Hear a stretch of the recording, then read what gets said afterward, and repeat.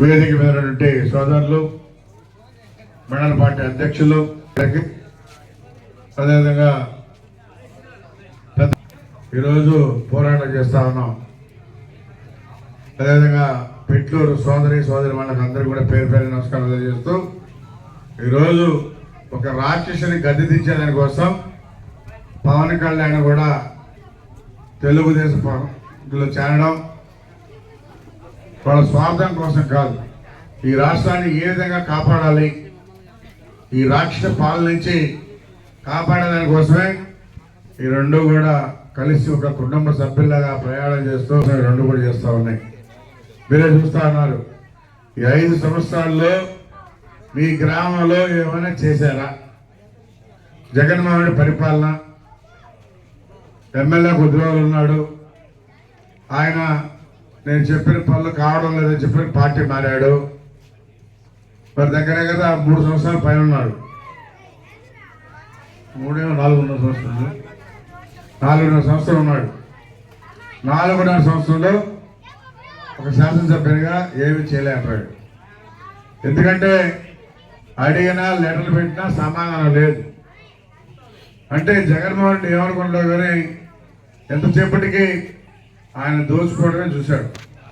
Liquor చూస్తే ఆయనే తయారు చేసి పిచ్చి మందు ప్రజలను చంపుతా ఉన్నాడు. ఏ రాష్ట్రంలో కూడా ఏ ముఖ్యమంత్రి కూడా ఇలాంటి పనులు చేయాలి. డిస్టైలర్ పెట్టి రంగు కలిపి షాపులో పంపించి అవి అమ్ముతా ఉన్నారు. ఇంకోటి చూస్తే ఇసుక మాఫియా, లిక్కరు, ఈ విధంగా అన్ని రకాలుగా కూడా జగన్మోహన్ రెడ్డి రోజు ఈ రాష్ట్రానికి రాష్ట్ర ప్రజలకి నష్టం చేస్తూ ఉన్నాడు.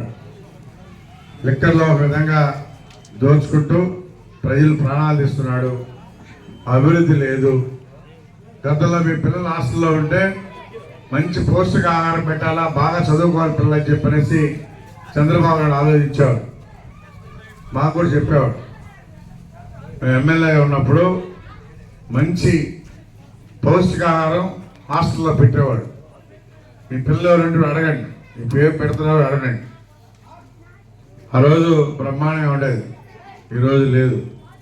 పోతే అన్నా క్యాంటీను, పేదవాడు టౌన్ పోతే 5 రూపాయలు భోజనం చేస్తున్నారు. ఆ క్యాంటీన్ కూడా ఎత్తేసాడు మహానుభావుడు. అంటే పేదవాళ్ళకి అన్నం పెట్టారు కూడా ఇష్టంలే. దాన్ని అర్థం చేసుకోవచ్చు మీరు.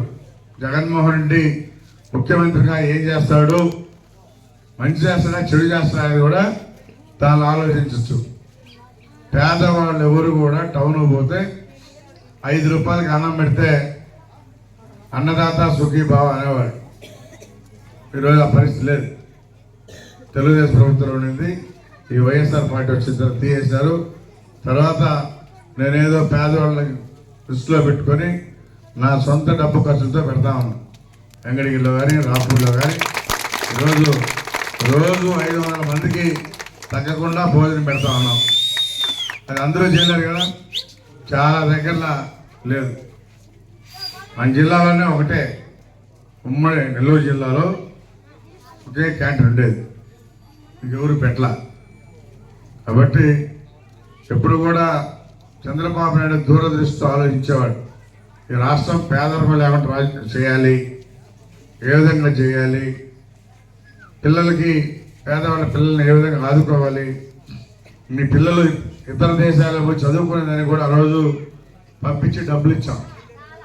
జగన్ వచ్చిన తర్వాత మరి పై చదువులకు ఎవరైతే పోయారో ఇతర దేశాలకి వాళ్ళకి డబ్బులు కట్టల. సెకండ్ టైం కట్టేది, కట్టకుండా ఉండేప్పటికీ అందరూ తిరిగి వచ్చేసారు. పాపం సగం రోజులు అక్కడ గడిపి చదువుకొని మళ్ళా తిరిగి వచ్చేసారు. అంటే ఎంత పాపాత్మలో దానిని బట్టి ఆలోచిస్తున్నాడు. పేదవాళ్ళని దృష్టిలో పెట్టుకుంటే ఆ పిల్లలు ఎవరైతే పోయినారో వాళ్ళకి కొరవ కట్టి చదువుకొని రమ్మని చెప్పాలి. ఆ తర్వాత నువ్వు ఇవ్వకపోయినా పర్వాలేదు. ఆ పిల్లలు కూడా వెనక్కి రప్పించారు. అది జగన్మోహన్ రెడ్డి పరిపాలన. కాబట్టి ఇవన్నీ కూడా దృష్టిలో పెట్టుకోండి. రాష్ట్రం బాగుండాలంటే చంద్రబాబు నాయుడు మళ్ళా ముఖ్యమంత్రి అవ్వాలా. మనకి ఈరోజు రాజధాని లేదు. 3 ముక్కలు ఆట ఆడుతున్నాడు. 3 రాజధానులు అంటున్నాడు. ఏ స్టేట్లో కూడా 3 రాజధాని లేదు. ఒకే రాజధాని. చంద్రబాబు నాయుడు అమరావతి అని చెప్పాడు. 32,000 ఎకరాల్ని రైతుల దగ్గర పొలం తీసుకొని ఈరోజు బ్రహ్మాండంగా దాన్ని తీర్చి అన్ని చేశాడు. బిల్డింగ్లు కట్టే శక్తి లేక జగన్మోహన్ రెడ్డికి అట్టే పెట్టేశాడు. అదేమంటే 3 రాజధానుల మీద తీసుకొచ్చి ఆ పాట పాడుతూ ఉన్నాడు. మరి ఆయన చేయాలనుకుంటే అమరావతిలోనే బ్రహ్మాండంగా కట్టచ్చు. కాబట్టి జగన్మోహన్ రెడ్డికి అంత ఆలోచన విధానం కానీ అభివృద్ధి కార్యక్రమం చేయాలన్నది కానీ ఈ రాష్ట్రంలో లేదు. కాబట్టి ఈ రాష్ట్రంలో మళ్ళా ముఖ్యమంత్రి అయితే మీకు మీ పొలాలు ఉండవు, మీ ఆస్తులు కూడా ఉండవు. కాబట్టి జాగ్రత్తగా రేపు తెలుగుదేశం ప్రభుత్వానికి ఓట్లు వేసి గెలిపించి చంద్రబాబు నాయుడు ముఖ్యమంత్రి చేసుకుంటే మీ పిల్లల భవిష్యత్తు కానీ రాష్ట్ర భవిష్యత్తు కానీ అన్ని బ్రహ్మాండంగా ఉంటాయి.